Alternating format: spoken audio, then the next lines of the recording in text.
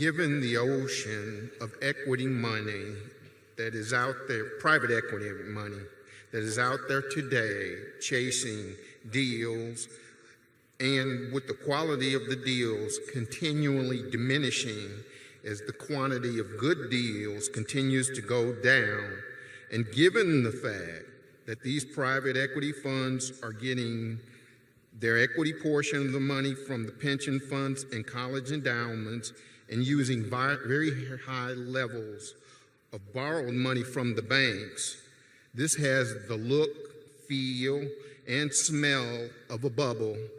What events, in your opinion, could cause this bubble to burst, and how do you think this is likely to all end? Well, as you were reading off that list, we are competing with those people, so I started to cry as you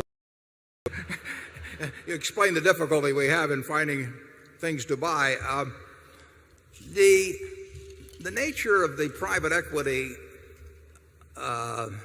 activity is such that it really isn't a bubble that bursts, because if you're running a large private equity fund and you lock up $20 billion for 5 or longer years, and you buy businesses which are not priced daily, as a practical matter, the plug will not, even if you do a poor job, it's going to take many years before the score is put up on the scoreboard, and it takes many years in most cases for people to get out of the private equity fund, even if they wish to earlier.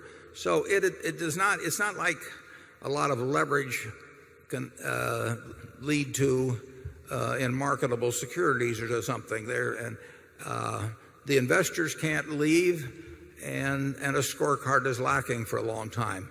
What will slow down the activity, or what could slow down the activity, is if yields on junk bonds became much higher than the yields on high-grade bonds. Right now, the spread between yields on junk bonds and high-grade bonds is down to a very low level, and history has shown that periodically that spread widens quite dramatically. That will slow down the deals, but it won't cause the investors to get their money back. There's one other aspect, of course, of this frenzied activity, you might say, in private equity, is that if you have a $20 billion fund and you're getting a 2% fee on it, or $400 million a year, which seems like chump change to those that are managing them, but sounds like real money in Omaha. If you're getting $400 million a year from that $20 billion fund, you can't start another fund with a straight face until you get that money pretty well invested. It's very hard to go back to your investors and say, well, I've got $18 billion uninvested and I'd like you to give me money for another fund. So there's a great compulsion to invest very quickly, because it's the way to get another fund and another bunch of fees coming in. And those are not competitors for businesses that Charlie and I are going to be particularly effective in competing with. I mean, we are going to own anything we buy forever. The math has to make sense to us.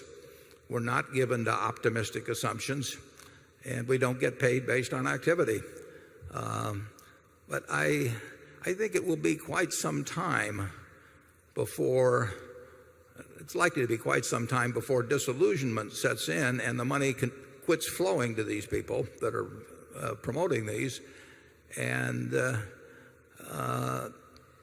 whether they can continue to make deals will depend on whether people will give them lots of financing at what I would regard as quite low rates. Charlie? Yeah, it can continue to go on a long time after you're in a state of total revulsion.